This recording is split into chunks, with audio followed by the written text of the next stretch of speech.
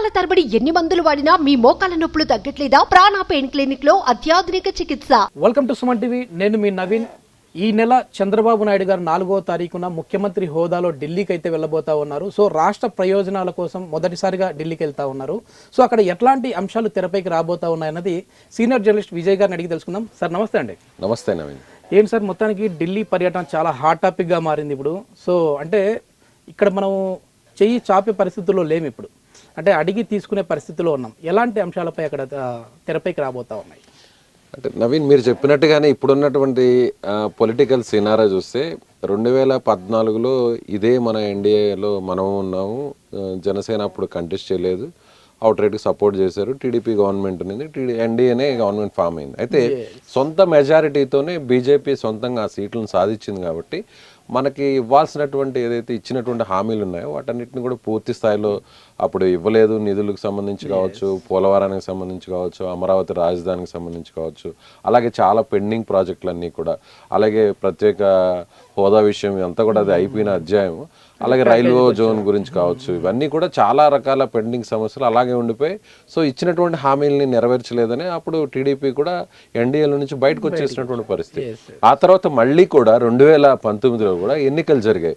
YCP government ఇక్కడ వచ్చింది, majority సీట్లను కూడా సాధించగలిగింది. దాదాపు ఒక 22 స్థానాల్లో అప్పుడు వైసీపీ గెలుపొందింది. కానీ అప్పుడు కూడా సొంతంగానే అప్పుడు కూడా బీజేపీ ఒక మ్యాజిక్ ఫిగర్ను సాధించడం, సొంతంగానే బీజేపీ సీట్లను సాధించడం. అప్పుడు ఎన్డీఏలో ఎవరూ లేరు కాబట్టి.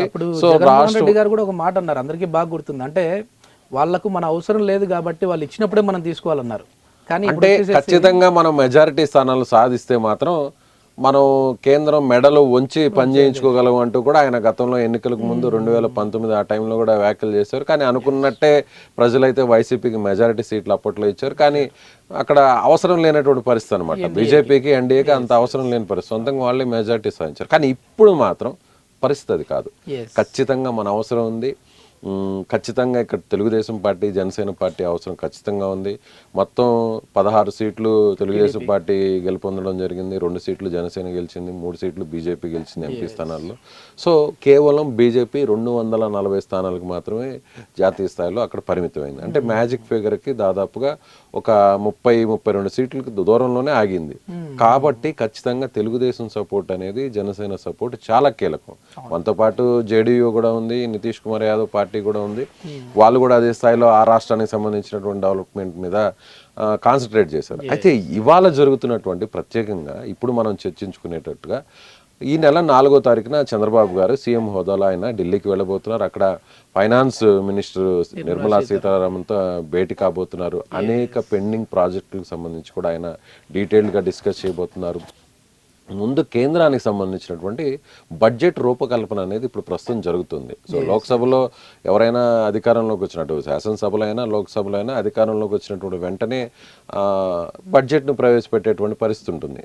అయితే ఈ బడ్జెట్లో మన రాష్ట్రానికి ఎలాంటి కేటాయింపులు ఉండబోతున్నాయి, ఎలాంటి ప్రాజెక్టులకి నిధులు రాబోతున్నాయి, కొత్త ప్రాజెక్టులు ఏమన్నా రాబోతున్నాయా, అలాగే పెండింగ్లో ఉన్నటువంటి ప్రాజెక్టులకి ఆ నిధులు ఇవ్వబోతున్నారా, అందులో ఇచ్చినటువంటి నిధులు ఏ స్థాయిలో కూడా ఉండబోతున్నాయి, ఇవ్వబోయే నిధులు అనేది కూడా ప్రధానంగా ఇప్పుడు పెద్ద ఎత్తున చర్చ జరుగుతుంది. అమరావతి డెవలప్మెంట్ చాలా దృష్టిలో పెట్టుకుని ఉన్నట్లుగా తెలుస్తాం సార్. ఖచ్చితంగా నవీన్, అంటే ప్రధానమంత్రి హోదాలో ఆయన గతంలో ఆయనే శంకుస్థాపన చేశారు అమరావతికి. కానీ పరిస్థితికి తగ్గట్టుగా మనకి అనుకున్న స్థాయిలో నిధులు రాలేదు. అయితే కేంద్ర సంస్థలన్నీ కూడా అక్కడికి రావడం జరిగింది. కొంత మేరకు కొన్ని సంస్థలు అక్కడికి వచ్చి ఎయిమ్స్ లాంటివి చాలా కూడా రావడం జరిగింది. నిర్మాణాలన్నీ కూడా పూర్తయ్యేటువంటి పరిస్థితి వచ్చింది. అయితే ఇంకా కొత్తవి ఎలాంటి ప్రాజెక్టులు రాబోతున్నాయి. ఇప్పుడు మీరు అన్నట్టుగా అడిగే స్థితిలో కాకుండా అడిగి తీసుకునేటువంటి స్థితిలో మనం ఉన్నాం. మనం కూడా క్యాబినెట్ విషయంలో కూడా ఎక్కడ పెద్దగా మనం ఏం డిమాండ్స్ చేయలేదు. మనకి 2 కానీ 3 కానీ 4 కానీ ఇచ్చే పరిస్థితి కూడా ఉంది మనకి మంత్రి పదవుల విషయంలో. కానీ ఎక్కడ కూడా మనం డిమాండ్ చేసినటువంటి పరిస్థితి లేదు చంద్రబాబు గారు. ఎందుకంటే కేవలం రాష్ట్ర ప్రయోజనాల కోసమే పూర్తి స్వేచ్ఛను మోడీ గారికి ఇవ్వడం జరిగింది. బీజేపీకి పూర్తి స్వేచ్ఛను లోక్సభలో ఇవ్వడం జరిగింది. కేంద్రంలో పరిపాలన కొనసాగించడానికి పూర్తి స్థాయిలో వాళ్ళ నిర్ణయం మేరకే ఇవ్వడం జరిగింది. కేంద్ర విమానయాన శాఖ అంటే వారిచ్చినటువంటి శాఖని మనం తీసుకోవడం జరిగింది రామ్మోహన్ నాయుడు గారికి. అలాగే సహాయక శాఖ మంత్రిగా పెమ్మసాని చంద్రశేఖర్ గారు తీసుకోవడం జరిగింది. ఎక్కడ కూడా మనం ఈ శాఖలు మాకు కావాలని లేదా ఇంత సంఖ్యలో మాకు మంత్రి పదవులు కావాలని ఎక్కడ కూడా చంద్రబాబు గారు ఎక్కడ కూడా డిమాండ్స్ పెట్టినటువంటి పరిస్థితి లేదు. ఆయన కాన్సన్ట్రేషన్ అంతా కూడా చూస్తే కేవలం రాష్ట్ర అభివృద్ధి జరగాలి, అనుకున్న స్థాయిలో కేంద్రం నుంచి నిధులు తీసుకురావాలి. ఇప్పుడున్నటువంటి పరిస్థితుల్లో ఖజానా మొత్తం పూర్తిగా డ్రై అయిపోయింది, ఖాళీ అయిపోయింది. రాష్ట్రం ఒక రకంగా చెప్పాలంటే పూర్తి స్థాయిలో వెనక్కి వెళ్ళిపోయినటువంటి పరిస్థితి, కొత్తగా ప్రాజెక్టులు వచ్చేటువంటి పరిస్థితి లేదు. వీటన్నిటినీ కూడా మార్చాలి అంటే ముందు రాజధాని రెడీ చేయాలి. అలాగే మన రాష్ట్రానికి సంబంధించి కూడా ఒక వరం లాంటి పోలవరాన్ని ఇమీడియట్గా కూడా పూర్తి చేసుకోవాల్సినటువంటి అవసరం ఉంది. అయితే పోలవరానికి సంబంధించి కూడా ఇప్పటికీ అది కూడా ఒక తిరోగమనంలో పడినటువంటి పరిస్థితి. ఎందుకంటే పోలవరం కూడా గతంలో వచ్చినటువంటి వరదల వల్ల ఆ డయాఫ్రమ్ వాళ్ళు దెబ్బతిన్నటువంటి పరిస్థితి. దానికి కూడా కొన్ని వేల కోట్ల రూపాయల నిధులు అయితే అవసరం ఉంది. ఇప్పుడు కూడా ప్రాజెక్టుకి సంబంధించి ఎప్పటి లోపల పూర్తవుతుంది, అసలు ఏం జరిగింది, దాన్ని ఎలా తిరిగి ఆ డ్యామేజ్ని కంట్రోల్ చేయాలి, ఎలా రిపేర్ చేయాలనేది కూడా ఇంకా పూర్తిగా క్లారిటీ రాలేదు. దానికి సంబంధించి కూడా నిపుణుల కమిటీ వచ్చింది, అధ్యయనం కూడా చేయబోతున్నారు.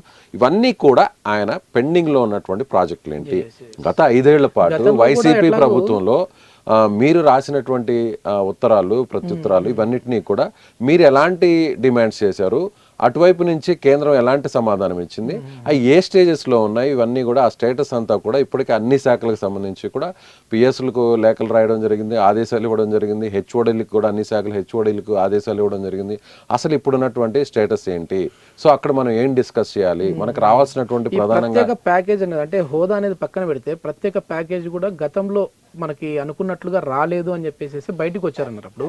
సో ఎన్డీఏ నుంచి మరి ఇప్పుడు ఎట్లా ఉండబోతోంది, ప్రత్యేక ప్యాకేజ్ ఉండబోతోందా లేదంటే హోదా ఖచ్చితంగా అంటే అందరూ ఒక సందర్భంలో చాలా మంది కూడా ఇటీవల షర్మిల గారు కూడా ఒక పాయింట్ని రేస్ చేశారు. ఆమె వాళ్ళు కూడా ప్రెస్ మీట్ కూడా మాట్లాడుతూ మీడియా ముందుకు వచ్చిన తర్వాత నితీష్ కుమార్ యాదవ్, ఆయన జేడీయూ అధ్యక్షుడిగా ఉన్నటువంటి నితీష్ కుమార్ యాదవ్ ఆయన కూడా కీలకమైనటువంటి పొజిషన్లో ఉన్నారు. కాబట్టి ఎప్పటి నుంచో పెండింగ్లో ఉన్నటువంటి బీహార్కు కూడా ప్రత్యేక హోదా ఇవ్వాలి అనేటువంటి ఆ డిమాండ్ ఆయన రేస్ చేశారు. వారు కూడా అసెంబ్లీలో ఆ తీర్మానాన్ని కూడా పాస్ చేశారు. సో మీరు ఎందుకు చేయట్లేదు అంటూ కూడా క్వశ్చన్ చేశారు. అంటే కొన్ని వాస్తవ పరిస్థితులు చూడాలి. ఇప్పుడున్నటువంటి సిచ్యువేషన్లో ప్రత్యేక హోదా ఇచ్చే పరిస్థితి లేదు. దాంట్లో అది అవునన్నా కాదన్నా జరిగేటువంటి పరిస్థితి మాత్రం అసాధ్యం. సో ప్రత్యేక హోదా కంటే కూడా ప్రత్యేక ప్యాకేజీని తీసుకురావాలనేది కూడా మొదటి నుంచి తెలుగుదేశం పార్టీ చెప్తుంది. ఆ తర్వాత వైసీపీ కూడా ప్రత్యేక హోదా సాధిస్తాము, ఎక్కువ సీట్లు వస్తాయని చెప్పింది. కానీ జరిగిందంటే ఏమీ లేదనేది మనం చెప్పాలి.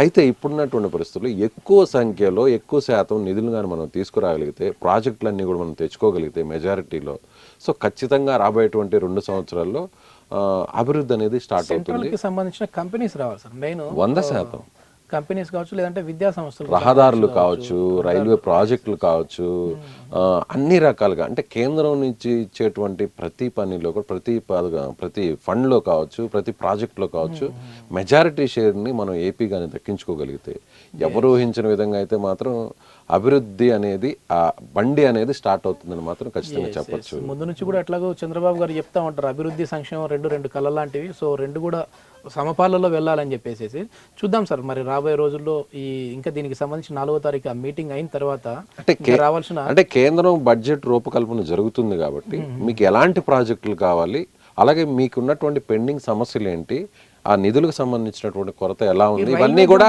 ఫైనాన్స్ మినిస్టర్ తో సంబంధించి కూడా ఏమైనా చర్చకు వచ్చే విధంగా ఉంటుందా? ఖచ్చితంగా. అంటే అన్ని అంశాలు ఒకేసారి తెర మీదకి వచ్చే పరిస్థితి ఉండకపోవచ్చు, కానీ ఆల్మోస్ట్ ఒక్కొక్క దాని మీద క్లారిటీకి వచ్చేటువంటి అవకాశం ఉంది. ఇమీడియట్గా అమరావతిని స్టార్ట్ చేయాలి, ఫండ్స్ లేవు అమరావతికి. అలాగే నిధులను సమకూర్చడం కోసం అటు కేంద్రం ఇచ్చేటువంటి నిధులతో పాటుగా చంద్రబాబు నాయుడు గారు కూడా ఒక ప్రత్యేకంగా ఆయన ఒక అధ్యయనం చేయబోతున్నారు, నిధుల సమీకరణ చేయబోతున్నారు. ఆ సంస్థల నుంచి, ప్రైవేట్ సంస్థల నుంచి, అలాగే విదేశీ సంస్థల నుంచి కూడా పెట్టుబడుల్ని ఆకర్షించి ఆయన ఒక నిధి లాంటిది సమకూర్చి దాని ద్వారా అమరావతి రాజధాని నిర్మాణాన్ని స్టార్ట్ చేయాలనేది ఆయన చేస్తున్నటువంటి ఆలోచనగా తెలుస్తుంది. మరొక వైపు చాలా బిల్డింగ్స్ అన్ని కూడా కన్స్ట్రక్షన్ పూర్తి అయిపోయినాయి. కొన్ని 70% పూర్తయి, 80% పూర్తయి, మరికొన్ని 95% పూర్తయి. వీటన్నిటిని కూడా స్టార్ట్ చేయడం. ఆల్రెడీ తాత్కాలిక సచివాలయం, తాత్కాలిక శాసనసభలోనే ప్రస్తుతం మనకి అక్కడ కార్యకలాపాలన్నీ నడుస్తున్నాయి. ఈసారి పర్మనెంట్ స్ట్రక్చర్ అనేది మాత్రం ముందుగా స్టార్ట్ చేయాలి. దానికి ఖచ్చితంగా కావాలంటే ఏ పని చేయాలన్నా మనీ, ఏ పని కావాలన్నా కూడా మనీ. ప్రస్తుతం మనకు ఆ ఖజానా అయితే మాత్రం కొంత ఖాళీగా ఉంది కాబట్టి ఈ కేంద్రం ఇప్పుడు ఇచ్చేటువంటి సహకారం మీదే ప్రధానంగా మనం ఇప్పుడు ఆధారపడాల్సినటువంటి పరిస్థితి ఇప్పుడున్నటువంటి సిచ్యువేషన్ ప్రకారం. చూద్దాం సార్, ఏపీకి మంచి రోజులు రాబోతా ఉన్నాయి అన్నట్లుగానే కనపడతా ఉంది. సో ఆ మంచి రోజులు మరి త్వరగా వస్తాయా, ఆలస్యం అవుతాయా అనేది అయితే వేచి చూద్దాం. థ్యాంక్ యూ అండి. రైట్ నవీన్. సుమన్ టీవీలో మీ పర్సనల్ అండ్ బిజినెస్ ప్రమోషన్స్ కోసం కింది నెంబర్కి కాంటాక్ట్ చేయండి.